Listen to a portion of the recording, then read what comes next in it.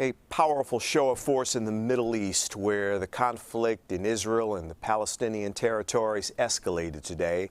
A building in Gaza containing the offices of foreign media, including the Associated Press and Al Jazeera, was destroyed by an Israeli airstrike. Hamas responded with rocket attacks on Israel. At least 10 Israelis and 145 Palestinians, including children on both sides, have been killed since the fighting began.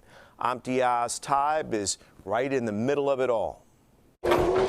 As air raid sirens blared across Israel's largest city, our team ran to a bomb shelter in a nearby apartment block. So we're just getting into a bunker after some sirens went off over Tel Aviv. It's been a few days since we've heard it quite so close to the city. Inside, we could hear several explosions. Less than half a mile away, the epicenter of the strike. A Hamas rocket landed in this busy intersection, killing one person. Never has a Hamas rocket struck the heart of Tel Aviv quite like this, and never have we seen damage like this either.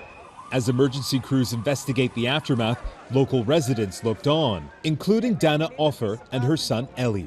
This is your neighborhood. Yes, yes. Look at these scenes. I mean, it's crazy. We just wait to the boom, and I heard it was very close. Hamas says the rocket attack was in retaliation for Israel's bombing last night of Gaza's Shati refugee camp. At least 10 members of a Palestinian family, 2 women and 8 children, were killed in the strike, the deadliest since violence began. 6-month-old Omer Hadidi, the only survivor, was found in the rubble next to his dead mother. Just 20 minutes after Hamas's rockets fell on Tel Aviv, Israeli fighter jets leveled a 15-story building in Gaza City. The tower housed the BBC, Associated Press, and Al Jazeera. No journalists were killed after receiving an hour's warning to leave.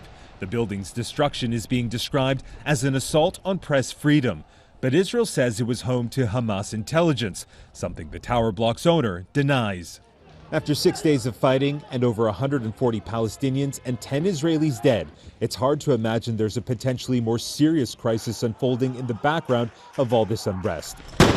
But across Israel, in mixed Arab and Jewish cities, there's been several nights of horrific neighbor versus neighbor violence, a crisis threatening to push Israel over the edge.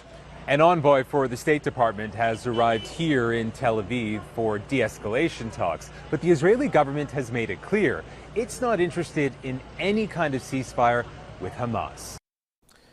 That was Imtiaz Tyab reporting. Press freedom groups are condemning the attack and accuse Israel of trying to censor coverage.